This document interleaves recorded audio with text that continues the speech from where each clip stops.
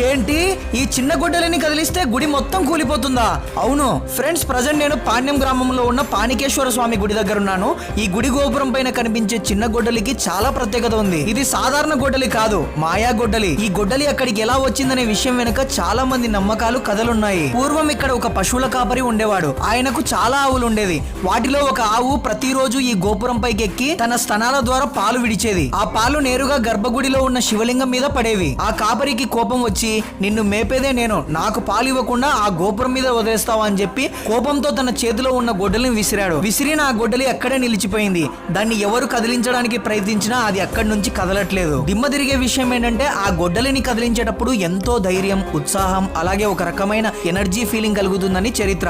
కానీ ఎవ్వరూ దాన్ని ఒక ఇంచు కూడా కదిలించలేకపోయారు. ఆర్కియాలజికల్ డిపార్ట్మెంట్ ఈ విషయం పైన పరిశోధనలు చేయగా ఈ గొడ్డలికి గుడి మూలాలకు సంబంధం ఉందని, ఈ గొడ్డలి కదిలిస్తే మొత్తం గుడి కూలిపోతుందని